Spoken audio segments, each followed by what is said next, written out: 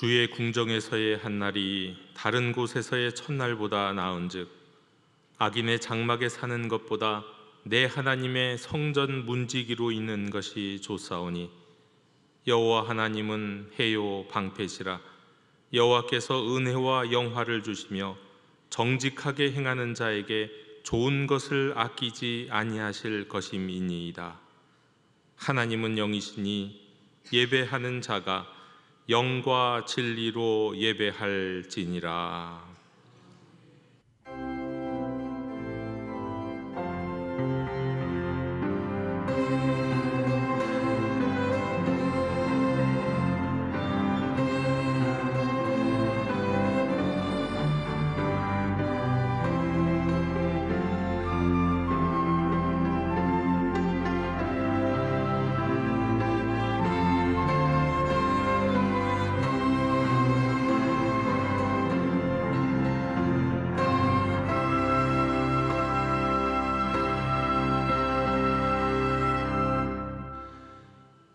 거룩하신 하나님 아버지, 호흡이 있는 자마다 하나님을 찬양하라 명하신 그대로 이 시간 주님의 성호를 높이며 찬송합니다. 아무것도 염려하지 말고 모든 일에 기도와 간구로 너희 구할 것을 감사함으로 아뢰라고 하신 말씀대로 믿음의 눈을 들어 하나님만 바라보며 기도합니다. 물질에 많고 적음을 보지 않고 중심을 보신다고 하신 주님의 말씀을 기억하며 최선을 다해 준비한 예물도 드립니다. 진리의 말씀을 따라 드리는 이 예배를 기쁘게 받아 주시옵소서. 예수님의 이름으로 기원하옵나이다. 아멘. 다 함께 자리에서 일어나셔서 경배의 찬양을 함께 부르시겠습니다.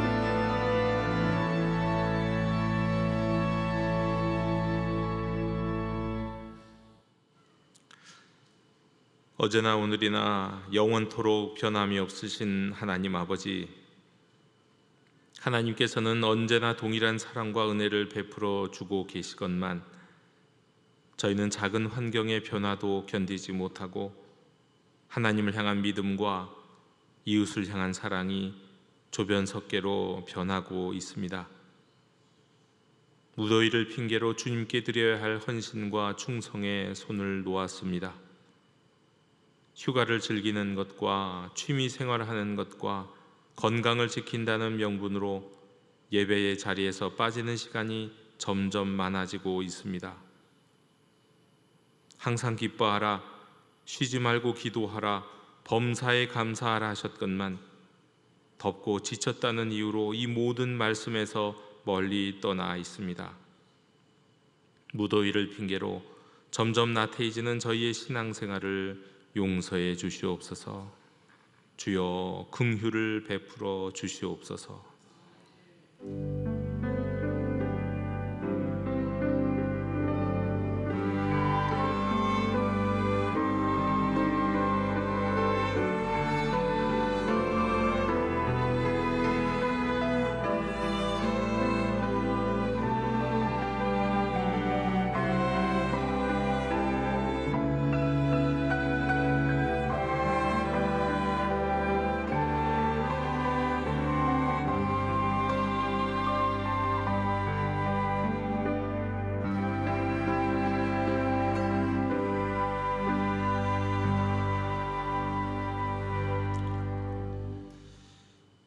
그가 내 모든 죄악을 사하시며 내 모든 병을 고치시며 내 생명을 파멸해서 속량하시고 인자와 긍휼로 관을 씌우시며 좋은 것으로 내 소원을 만족하게 하사 내 청춘을 독수리같이 새롭게 하시는도다. 아멘. 나는 전능하신 아버지 하나님 천지의 창조주를 믿습니다. 나는 그의 유일하신 아들 우리 주 예수 그리스도를 믿습니다. 그는 성령으로 잉태되어 동정녀 마리아에게서 나시고 본디오 빌라도에게 고난을 받아 십자가에 못 박혀 죽으시고 장사된 지 사흘 만에 죽은 자 가운데서 다시 살아나셨으며 하늘에 오르시어 전능하신 아버지 하나님 우편에 앉아 계시다가 거기로부터 살아있는 자와 죽은 자를 심판하러 오십니다. 나는 성령을 믿으며 거룩한 공교회와 성도의 교제와 죄를 용서받는 것과 몸의 부활과 영생을 믿습니다. 아멘. 다 함께 자리에 앉으셔서 성시교독 73번을 교독하시겠습니다.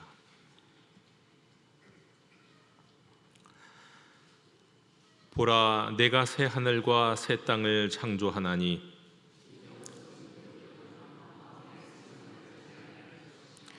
너희는 내가 창조하는 것으로 말미암아 보라, 내가 예루살렘을 즐거운 성으로 창조하며 그 백성을 기쁨으로 삼고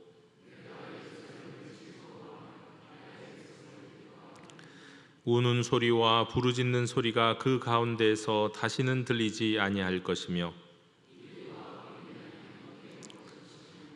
사자가 소처럼 짚을 먹을 것이며 뱀은 흙을 양식으로 삼을 것이니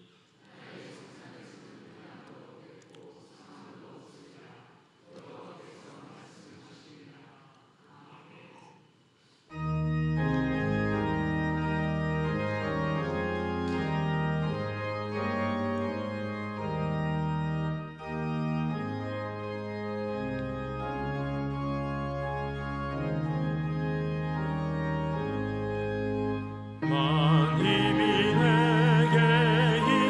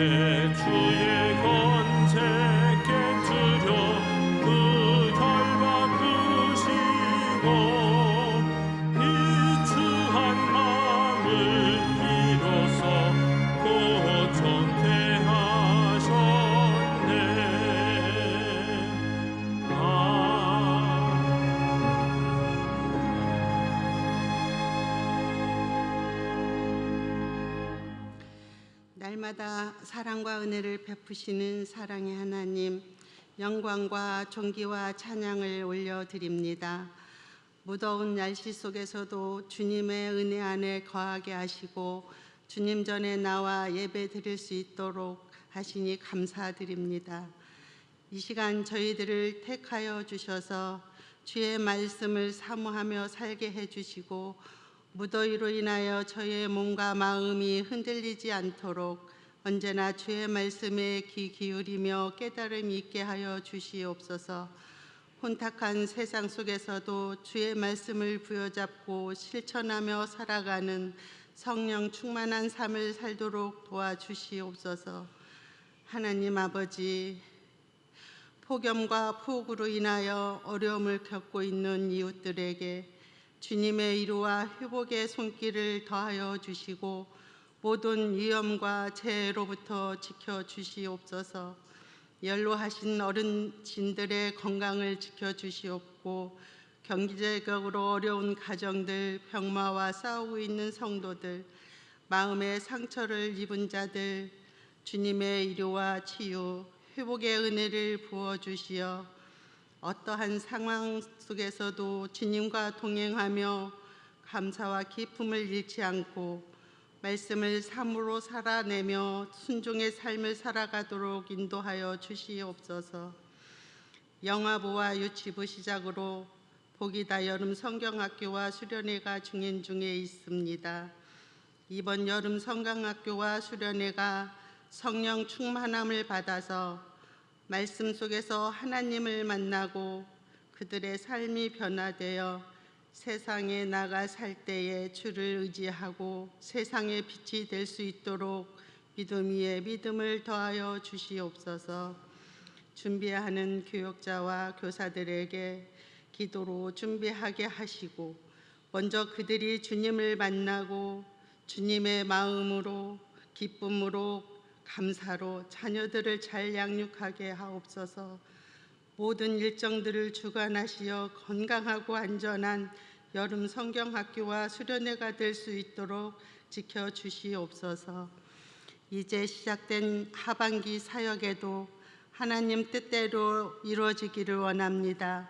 우리 교회가 맡겨주신 사명들을 잘 감당할 수 있도록 지혜와 능력을 주시어 서로 섬기며 서로 사랑하며 주 안에서 하나 되어 이 지역을, 이 나라와 열방을 향해 일하는 영도 공동체가 되도록 충만한 은혜로 채워주시옵소서.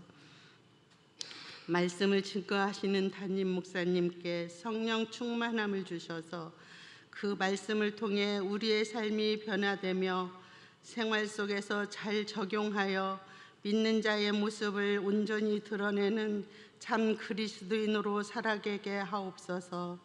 영도 앙상블의 연주를 기쁘게 받으시옵고 이른 아침부터 수고하는 헌신과 봉사의 손길 위에 주님께서 주신 기쁨을 더하여 주시옵소서.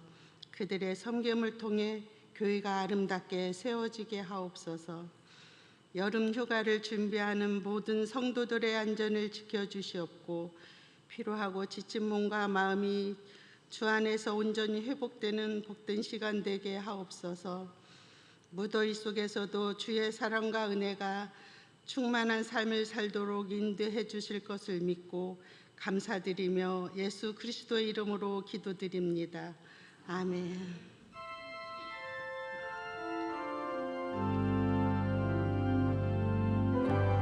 하늘에 계신 우리 아버지의 이름을 거룩하게 하시며 아버지의 나라가 오게 하시며 아버지의 뜻이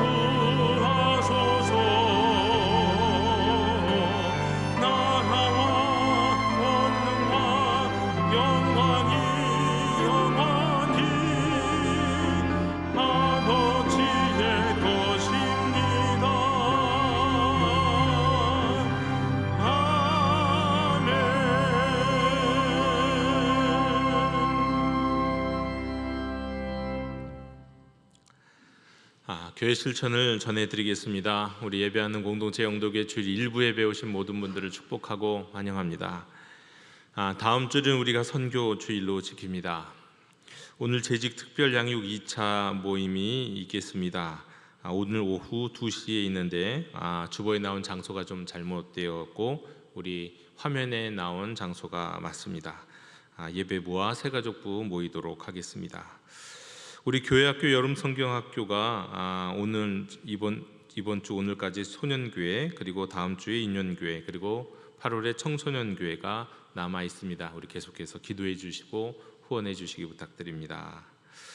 하나님의 위로를 빕니다. 지난 주간에 우리 강상철 교우님 우리 별세하셨습니다.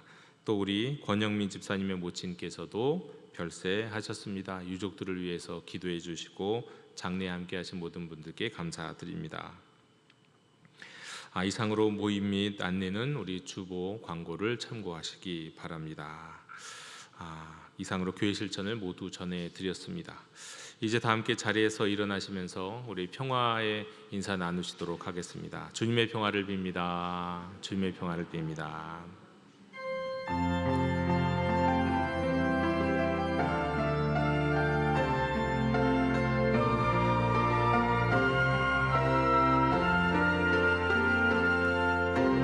삶에 들어온 주님의 말씀이 내게 빛이 되시니 내 삶의 어두운 절망 가운데 소망 보게 하시네. 말씀이 내게 역사하시네.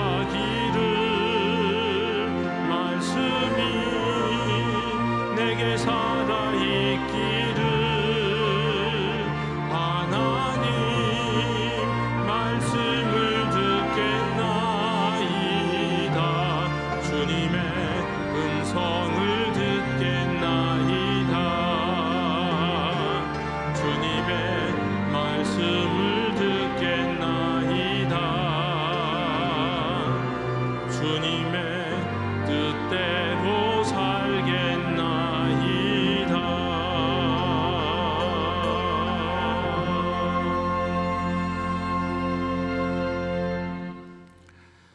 오늘 우리에게 주시는 하나님의 말씀은 요한계시록 13장 16절로 18절의 말씀입니다. 하나님의 말씀을 경청하십시오. 그가 모든 자, 곧 작은 자나 큰 자나 부자나 가난한 자나 자유인이나 종들에게 그 오른손에나 이마에 표를 받게 하고 누구든지 이 표를 가진 자 외에는 매매를 못하게 하니 이 표는 곧 짐승의 이름이라 그 이름의 수라. 지혜가 여기 있으니 총명한 자는 그 짐승의 수를 세어보라. 그것은 사람의 수니 그의 수는 666이니라. 아멘. 자리에 앉으시겠습니다.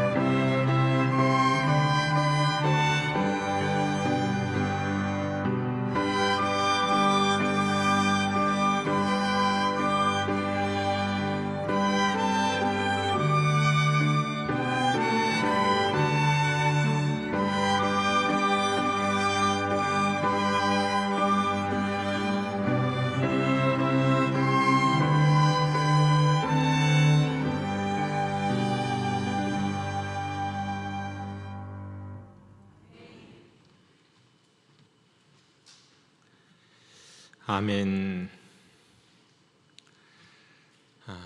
두루마리의 봉인이 하나씩 떼어질 때마다 난리와 난리, 기근, 그리고 질병, 핍박, 하늘에 이상한 일이 일어났습니다. 복음서에서 예수님이 말씀하셨던 것과 같았습니다. 드디어 7번째 봉인이 떼어질 때 7 나팔의 재앙이 펼쳐지기 시작을 합니다. 그렇게 첫 번째, 두 번째 나팔, 그리고 6번째 나팔의 심판이 이루어졌습니다. 그리고 7째 나팔이 울리기 전이었습니다. 요한은 하늘에 있는 하나님의 성전이 그의 영안에 열리는 것을 보았습니다. 성전과 제단과 그 안에서 경배하는 자들을 측량하라 하시는 음성이 들려왔습니다. 그러나 성전 바깥마당은 내버려 두라 하셨습니다. 이방인들이 거룩한 성을 42달 동안 짓밟으리라는 말씀과 함께 말입니다. 이거는 길지 않은 시간 동안 외부의 핍박이 있을 것이나 하나님은 하나님의 백성을 보호하신다는 뜻이었습니다. 그리고 하나님이 두 증인에게 권세를 주어서 예언자들이 입던 굵은 베옷을 입고 1260일을 예언할 것이라는 말씀을 듣습니다. 여기서 두 증인은 교회입니다. 교회가 권세 있는 말씀을 전하게 될 것이다 라는 뜻입니다. 그러나 그들이 증언을 마칠 때에 무저갱에서 올라온 짐승이 두 증인 곧 교회를 이기고 죽입니다. 그리고 그 시체를 큰 성 길에 매다합니다. 교회가 핍박을 받고 멸절의 위기에서 조롱을 받는 것을 의미합니다. 그러나 3일 반 후에 하나님께로부터 생기가 들어가 그들이 다시 살아나고 또한 그들은 하나님의 부르심 가운데 하늘로 올라갑니다. 그리고 원수들이 이 모습을 목격한 후에 땅에는 화가 임합니다. 북한 이 영국 공사 출신으로 탈북한 이 전 국회의원 태영호 씨의 책에는 아주 놀라운 이야기가 하나 나옵니다. 우리가 모두가 잘 알다시피 김일성은 기독교인들을 투옥하고 고문하고 처형했습니다. 모든 예배당을 부쉈습니다. 그러던 중에 우리 남한의 88 올림픽이 열린다는 이야기를 듣고는 체제 대결에 아주 심각한 위기를 느끼고 북한에도 종교의 자유가 있는 것처럼 선전하기 위해서 평양에다가 봉수교회와 칠곡교회 등을 지었습니다. 그리고 어떤 기자의 표현에 따르면 신앙은 전혀 없는 진짜 빨갱이들로 신자석을 강제로 채웠다고 합니다. 그런데 시간이 흐르면서 상상할 수 없는 일이 일어납니다. 설교를 듣고 찬송을 부르면서 진짜 신자가 생겨난 겁니다. 예배당 밖에서는 찬송을 들으면서 악보를 옮겨 적는 음대생들이 있었고 예배 시간에 들어와서 예배드리고 싶어서 근처를 배회하는 사람들도 생겼습니다. 가짜 교회를 만들었더니 진짜 교회가 생겼다 하는 아주 충격적인 증언이었습니다. 분명히 겉은 가짜 신자인데 속은 진짜 신자가 생기더라는 겁니다. 그리고 최근에 태용호 씨의 이야기에 따르면 이런 이야기를 하더라고요. 김일성 시대에는 그야말로 개인들이 아무에게도 들키지 않고 혼자서 숨어서 믿는 이들이 있었는데 김정일 시대에는 그들이 선으로 연결이 되었고 이 김정은으로 넘어오면서 선이 면이 되어서 지하교회로 모이고 있다는 것입니다. 때문에 최근에는 북한의 보위부가 주민들에게 이런 교육을 시키더라는 겁니다. 일요일에 집에서 모이는 모임이 있으면 어디서 이상한 노래를 하고 말들을 하는 모임이 있으면 신고하라. 이런 교육을 최근에 보위부에서 북한 주민들을 대상으로 하고 있다는 겁니다. 2025년 현재 전 세계 기독교 박해 1위국인 북한에서 말입니다. 놀라운 일이죠. 지금은 중국이 다시 본격적으로 기독교를 통제하고 핍박하기 시작했지만 공산화 초반에 마오쩌둥으로 인해서 박해가 극에 달해서 선교사들이 다 추방되는 그런 일들이 벌어졌을 때 많은 사람들은 이제 중국의 기독교는 끝났다고 생각을 했었습니다. 그런데 개방이 이루어진 이후에 알고 보니 이전에는 300만 정도 됐던 기독교인이 최소 5천만에서 8천만 정도로 늘어났다라는 이 놀라운 사건, 많은 사람들에게 알려진 이야기입니다. 지하교회와 가정교회를 통해서 말입니다. 그런데 이런 일은 에티오피아에서도 일어났습니다. 미국의 선교사들이 에티오피아에서 교회를 개척한 지 오래지 않아서 5천 명 이상 되는 한 교회가 생겼습니다. 부흥하는 교회가 생겼죠. 그런데 에티오피아에 위기가 찾아왔습니다. 공산주의자들이 나라 전체를 장악한 겁니다. 뒤이어서 교회에 대한 핍박이 시작이 됐습니다. 어쩔 수 없이 선교사들은 모든 일을 내려놓고 본국으로 돌아가야만 했습니다. 교회 건물은 압수당하고 지도자들은 투옥되고 교인들 간에도 접촉이 금지되어 버렸습니다. 자연히 교인들은 모두 지하로 숨어들었고 10년 동안 감시를 받았습니다. 그러나 새로운 정치적인 혁명으로 공산주의가 무너지고 드디어 에티오피아에 나름대로의 자유가 찾아왔습니다. 그 후 교회에 남아있던 지도자들이 이전의 교인들을 다 모았습니다. 그런데 놀라운 건 10년 전에 5천 명으로 끝났던 교회가 10년 후에 자그마치 5만 명이 되어 있는 겁니다. 폭발적인 부흥이 일어난 겁니다. 그동안은 공식적인 집회 예배 없었습니다. 성경도 없었습니다. 목회자도 없었습니다. 그런데 에티오피아 교인들은 나라가 공산화되자 공식적인 모임을 내려놓고 그들의 가정으로 들어갔습니다.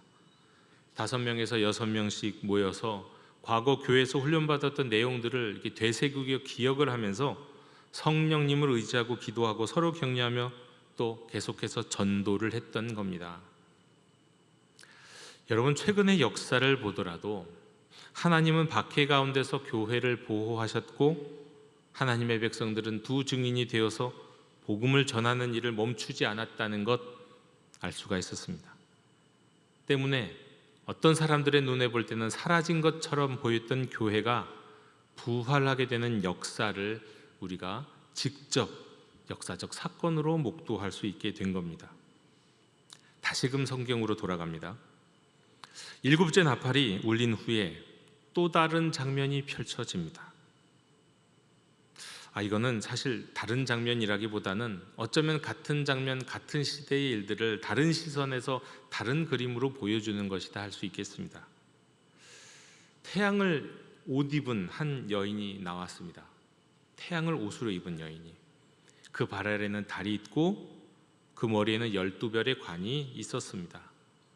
이 여인은 이스라엘이고 하나님의 백성이고 교회를 상징하는 것입니다. 그 여인이 한 아이를 베어서 해산하게 될 때에 진통의 고통을 부르짖습니다. 그리스도가 오시기까지 참으로 무수한 고난을 받았던 이스라엘의 모습이기도 합니다. 이때 큰 붉은 용이 등장합니다. 머리가 7이고 뿔이 10이고 7 왕관을 썼습니다. 이 용은 틀림없이 사단이고 마귀인데 이 사단의 능력이 아주 우주적으로 강력하다는 것을 보여줍니다. 그가 별 3분의 1을 땅에 던집니다. 이 용은 세상이 요동할 만한 일을 벌입니다. 그런데 3분의 1이라는 숫자, 이 제한된 능력을 가지는 숫자를 상징하는 것인데 이 숫자는 사단이 우주적인 능력을 가졌지만 하나님에 의해서 한계 지어진 존재다라는 것을 보여줍니다. 이 용은 여인이 해산하면 그 아이를 삼키고자 딱 기다리고 있습니다. 여자가 아들을 낳았습니다. 그 아들은 만국을 다스릴 뿐인데 하나님의 보좌 앞으로 올려갔습니다. 이스라엘 가운데서 탄생하신 예수님의 부활과 승천 장면입니다. 하지만 이후에 여자가 광야로 도망을 갑니다. 하나님의 백성 교회에 대한 핍박을 뜻하는 것이고 또 하나님이 이 가운데서 양육하시는 것을 뜻합니다. 1260일 7년의 절반에 해당되는 숫자, 7째 나팔이 울리기 전 11장에서 이방인들이 거룩한 성 바깥 마당을 42달 동안 짓밟으리라는 말씀이 나오는데 이게 전혀 다른 장면 같지만 그러나 같은 이야기를 다른 관점에서 보게 하시는 것이라는 것 알 수 있습니다. 이때 하나님은 광야에서 여자, 곧 교회, 하나님의 백성을 1260일 동안 보호하시고 양육하십니다. 또 다른 장면, 역시나 같은 사건, 다른 시선. 하늘에서는 천사장 미가엘과 그의 사자들이 용과 더불어 싸우는데 큰 용, 뱀이라고도 불리고 마귀라고 하는 사탄이 땅으로 내쫓깁니다. 그 용은 아이를 낳은 여자를 박해하는데 여자 곧 하나님의 백성은 3년 반을 광야에서 보호받고 양육을 받습니다. 광야는 이스라엘 백성이 하나님의 백성이 연단되고 양육되는 곳이라는 걸 또 보여주십니다. 뱀이 물을 강같이 투해서 여자를 물에 떠내려가게 하려고 했습니다. 그러나 땅이 입을 벌려서 그 토한 물을 삼켜서 여자를, 교회를 보호합니다. 그리고 오늘 이야기의 요한계시록 13장. 이 요한계시록 13장은 이전의 이야기, 다음의 이야기라기보다 역시 같은 사건을 또 다른 시선으로 보게 해주는 말씀입니다. 바다에서 짐승이 올라옵니다. 뿔이 열이고 머리가 7개이고 뿔에는 10왕관이 있습니다. 앞에 나타났던 용과 비슷합니다. 그러니까 이 짐승은 용의 화신이라는 걸 알 수 있습니다. 그 머리들에는 신성모독하는 이름들이 있습니다. 다니엘서에서 나오는 표범하고도 비슷하고 곰의 발과도 같고 사자의 입과도 같은 짐승입니다. 용은 그 짐승에게 권세를 줍니다. 자, 이 짐승은 누구일까요? 무엇일까요? 이 짐승은 곧 불신 제국, 과거에는 바벨론이기도 했고 그리스이기도 했던 요한계시록 시대에 있는 로마 제국을 상징합니다. 그리고 우리 시대에는, 또 다음 시대에는 어떤 모습일지는 알 수 없는 하나님을 적대하는 세력의 총합이라고 할 수 있습니다. 그리고 그 신성 모독하는 이름들이 있었다고 나오죠. 그리스의 안티오쿠스 에피파네스는 하나님의 성전을 완전히 더럽게 만들고는 자신을 빛이라고 말했습니다. 로마 제국의 아우구스투스는 로마 시민들이 자신을 신으로 모시려고 할 때 그것을 허락했습니다. 네로와 도미시아는 자신을 세상의 구주고 주와 하나님으로 숭배하게 했습니다. 이들 다 신성모독했던 황제들이었습니다. 그들이 교회와 하나님의 백성을 핍박하게 될 것이다. 그러나 핍박하는 그대로 그들도 심판을 받게 될 것이다 라고 말씀합니다. 그리고 이번에는 또 다른 짐승이 나오는데 두 번째 짐승, 이 짐승은 바다가 아니라 땅에서 올라옵니다. 이 짐승의 외모는 얼핏 보면 양과도 같습니다. 그러나 그 속은 용이고 사단이었습니다. 짐승이었습니다. 이 짐승은 하나님의 백성을 미혹함으로 바다에서 나온 짐승을 경배하게 하는, 구체적으로는 로마 시대에는 황제를 예배하게 하는 또 다른 권세 있는 짐승이었습니다. 바다에서 올라온 짐승은 하나님을 대적하고 하나님의 백성을 핍박하는 힘을 발휘하는 권세와 능력의 총체, 정치적이고 군사적이고 이념적 세력의 총체라고 한다면, 땅에서 나온 짐승은 하나님의 백성 안에서, 교회 안에서 바다에서 올라온 짐승을 숭배하게 하고 유혹하는, 그리고 짐승의 표를 받도록 유혹하고 합리화하는 이단, 거짓 가르침을 가르치는 교회 내부의 누구고 무엇이었습니다. 게다가 그 짐승은 이적을 행하였으니 그 이적을 통해서 하나님이 보내신 사람이라 여기는 이들도 있었을 겁니다. 능력 있는 이들이기 때문에 저 능력은 하나님으로부터 왔나 보다, 사람들이 그렇게 생각하고 그래서 그들을 따르고 지지하는 이들이 많았다는 겁니다. 하지만 그들의 능력은 미혹의 도구였을 뿐입니다. 여러분, 이 바다와 땅에서 올라온 두 짐승은 공모합니다. 하나는 힘으로, 하나는 거짓으로. 하나는 칼로 위협하고 다른 하나는 이적과 합리화로 미혹합니다. 그래서 이 미혹에 넘어가서 이마와 손에 짐승의 표를 받는 자들이 생깁니다. 그들은 짐승의 표를 받은 이후에 사고 팔 수 있게 됩니다. 살아남을 수 있게 됩니다. 그러나 그들의 영혼은 짐승에 속하게 됩니다. 여러분, 이것은 당시 황제 숭배 예배를 한 자들에게 주었던 참가 확인서를 배경으로 합니다. 그것은 당시 사회적 경제적 생활의 필수적인 것이었습니다.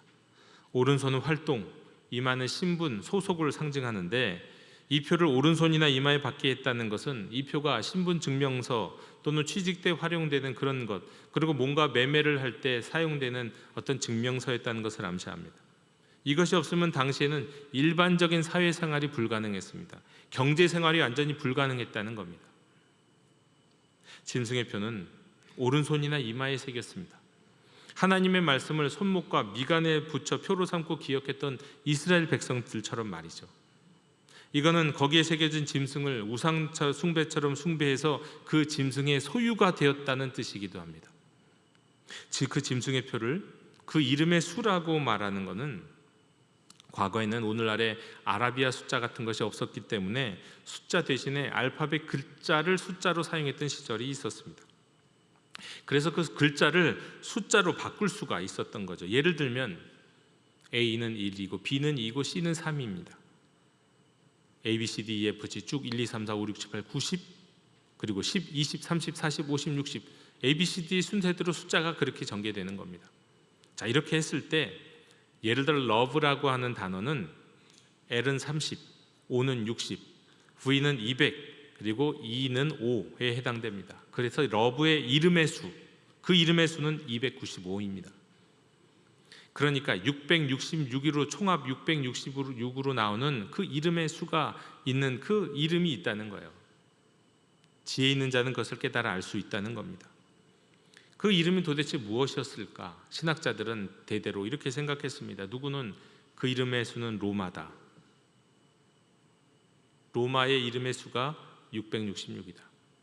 또 누군가는 그리스의 이 악신이 있는데 그 악신의 이름이다. 또 누구는 네로 황제의 이름이다. 네로 황제의 본 이름은 네론 카이사르인데 이 네론 카이사르의 숫자 그 이름의 수가 666이거든요. 그리고 누구는 네로 황제의 이름으로 제2의 네로로 불리는 이 요한계시록 시대인 도미시안 황제를 말하는 것이다. 이 세 번째가 가장 신빙성 있는 견해입니다. 네로의 이름이지만 그걸 통해서 도미시안을 말하는 것이다라는 것 말이죠. 사실 로마 시대 이후에도 666으로 지목된 대상들이 참 많습니다. 시대마다 나옵니다. 가장 대표적으로는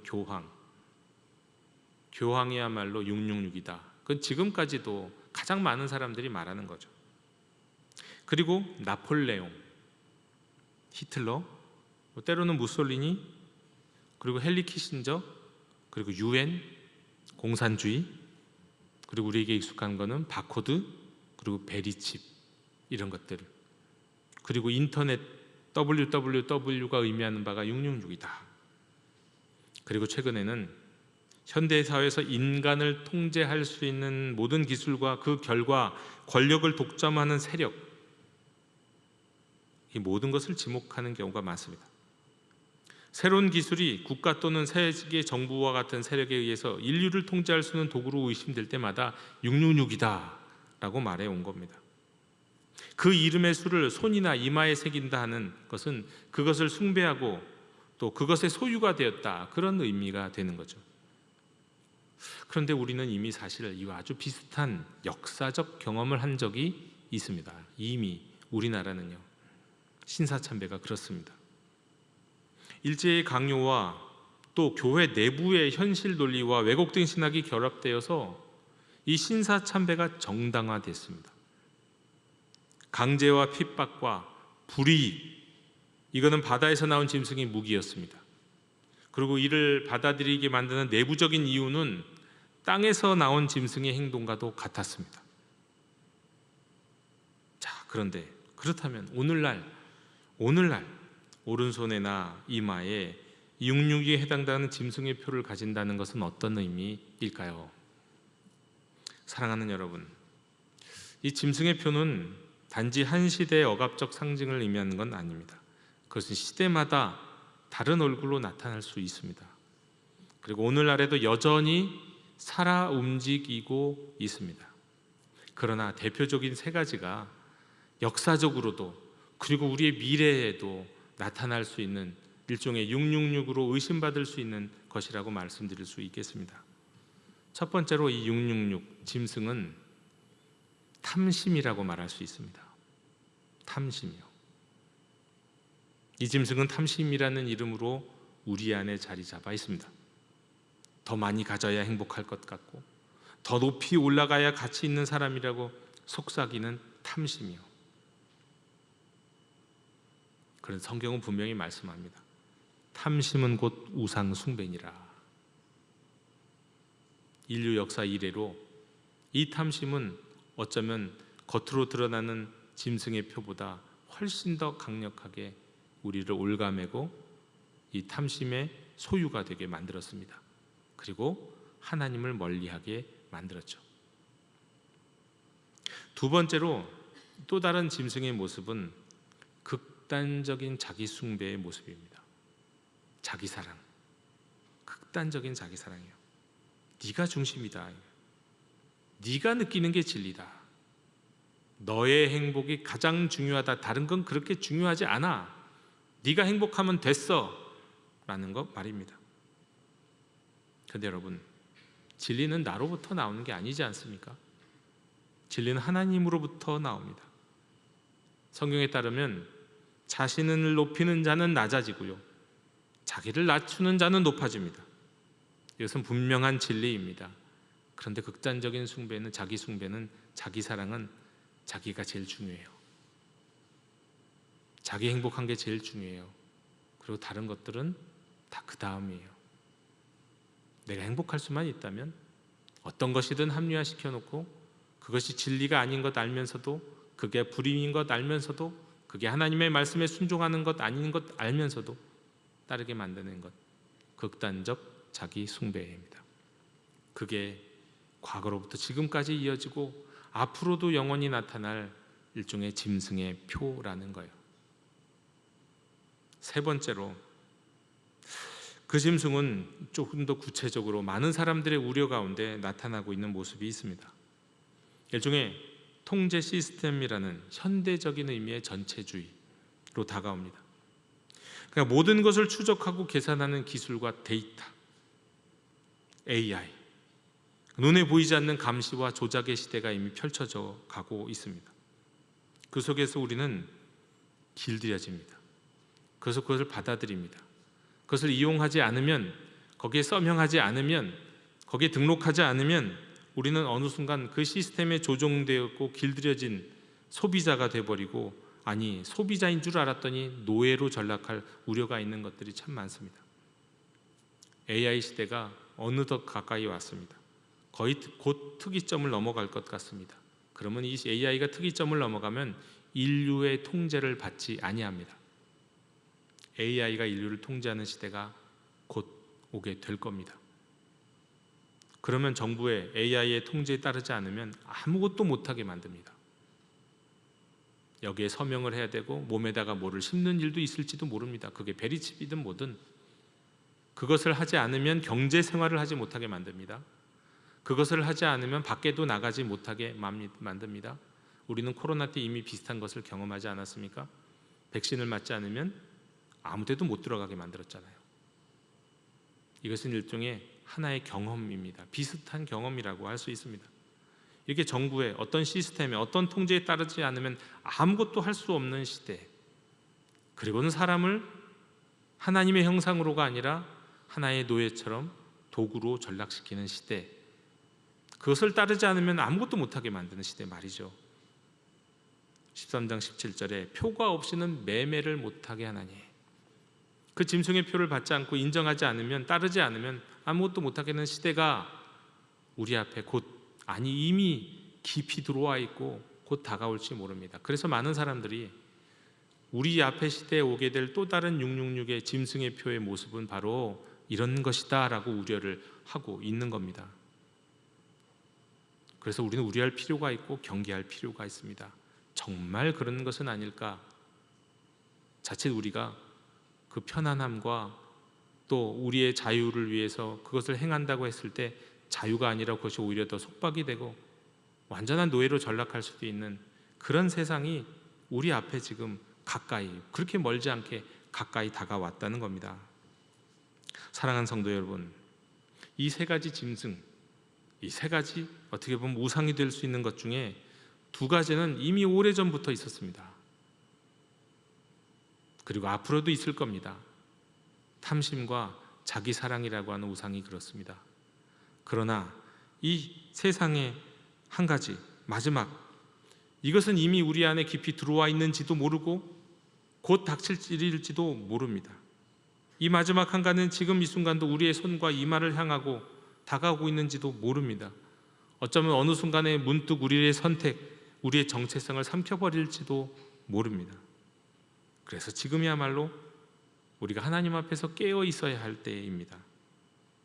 여러분, 무엇을 따르고 무엇을 거절해야 되는지, 이게 굉장히 중요한 시대가 되어버렸습니다.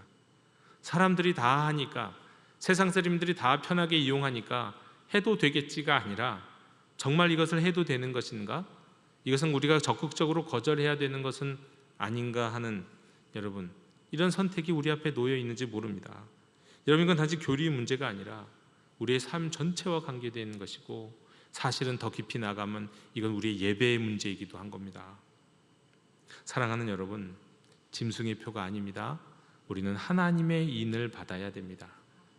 하나님의 도장이요. 하나님의 인을 받는다는 건 무엇입니까? 하나님의 소유라는 뜻입니다. 하나님이 책임지신다는 뜻입니다. 그 인은 예수 그리스도의 보혈로 우리의 이마에 새겨져야 하는 것입니다. 그리고 우리의 영원한 생명을 보증하는 것입니다. 그런데 많은 사람들이 이 하나님의 인, 그리스도의 인을 받은 줄 알았는데, 알고 보면 탐심의 인, 짐승의 표죠. 탐심의 표, 또 자기사랑이라고 하는 짐승의 표, 또 이 세상의 통제에 길들여지는 것, 이런 짐승의 표에 이미 많이 빠져들어 살고 있는지도 모릅니다. 여러분, 탐심을 버리고 예수님을 따르십시오. 자기를 부인하고 십자가를 지고 그 예수님을 쫓으십시오. 세상의 통제를 따라갈 게 아니라 거절하고 우리는 성령의 인도하심을 받는 하나님의 사람이어야 합니다. 앞으로 그러겠습니다가 아니라요, 지금 당장 그렇게 결단해야 합니다. 우리 앞에 놓여 있는, 우리를 유혹하는, 우리에게 다가오는 짐승의 표들은 시시각각 우리를 예수 그리스도로부터 떨어뜨리게 말고 하나님의 소유가 아니라 자기의 소유로 우리를 올가매려 하고 있기 때문에 그렇습니다. 여러분, 그 길은 좁고 험할 수 있습니다. 하지만 그 길 끝에는 십자가를 이기신 어린 양, 그리고 그와 함께 승리한 자들이 누리게 될 찬송과 영광이 기다리고 있는 줄로 믿으시고, 짐승의 표를 거절하겠다, 이 시대의 짐승의 표가 무엇인지 영적으로 깨어 분별하고 하나님의 인을 따르는 여러분이 다 되시기를 주님의 이름으로 축원합니다. 하나님 아버지, 이 시대에도 짐승의 표가 교묘한 모습으로 우리를 유혹하고 우리의 선택과 정체성에 손을 대려 할 때 우리가 오직 주님의 인을 따라 살게 해 주옵소서. 탐심이 우리의 마음을 점령하지 못하게 하시고 자기 자신을 숭배하는 시대의 흐름에 물들지 않게 하시며 편리함과 안전을 빌린 빌미로 자유와 진리를 포기하지 않게 해 주시옵소서. 오직 예수 그리스도, 그분의 이름과 십자가를 자랑하게 하옵시고 좁은 길을 걷는 증인의 삶으로 우리를 부르시며 그 길 끝에서 주님을 볼 수 있게 하옵소서. 주여, 이 시대에도 진리 위의 선자가 되게 하옵시고 짐승의 표를 거절하며 하나님의 인을 간직한 백성으로 살게 해 주시옵소서. 예수 그리스도 이름으로 기도하옵나이다. 아멘. 이 시간 응답의 찬송 336장 부르시며 봉헌하시겠습니다.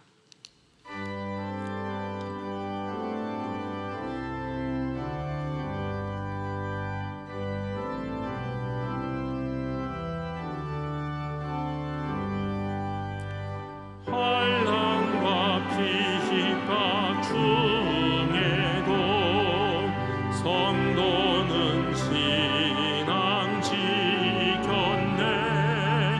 이 신앙 생각할 때에 기쁨이 충만하도다. 성도의 신앙 따라서 죽도록 충성하겠네. 옥중에 매인 성도나 양심은 자유 얻었네. 고난 받으면 죽어도 영원되도다.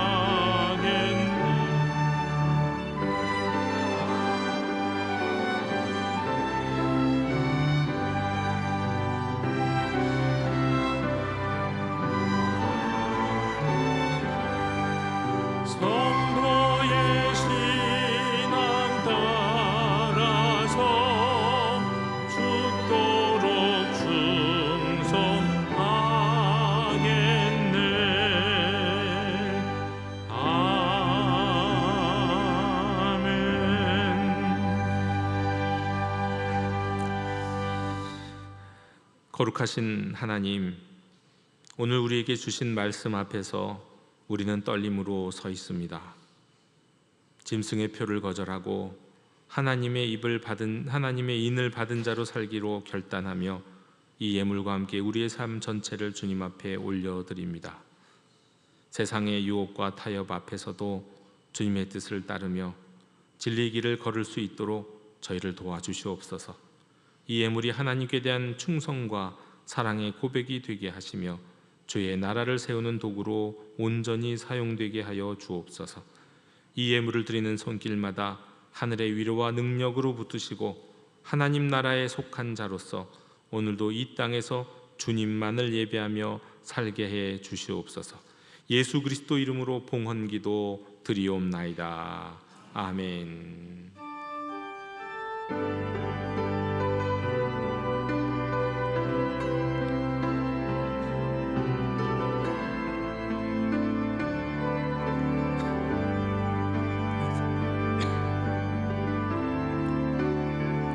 하나님 나의 예배 감상 넘기줄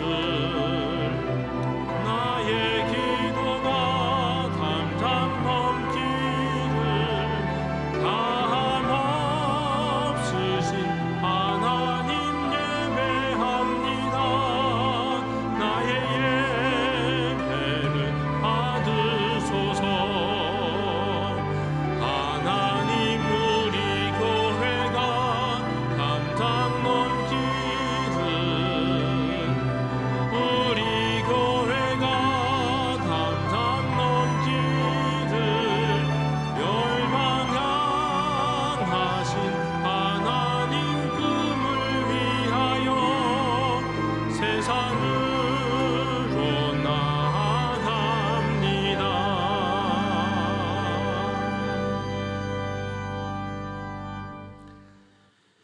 이제는 우리 주 예수 그리스도의 구속의 은혜와 하나님 아버지의 무한하신 사랑과 성령 하나님의 감동과 교통하심이 거짓과 미혹이 가득한 세상 속에서도 오직 어린 양 예수 그리스도만을 주로 고백하며 그분의 인을 받아 충성된 종으로 살아가기를 결단하는 모든 주의 백성 위에 오늘도 짐승의 표를 거절하고 하나님 나라에 속한 자로 살아가기를 결단하는 모든 성도와 그 가정과 삶의 현장 위에 지금부터 영원토록 함께 계시기를 간절히 축원하옵나이다.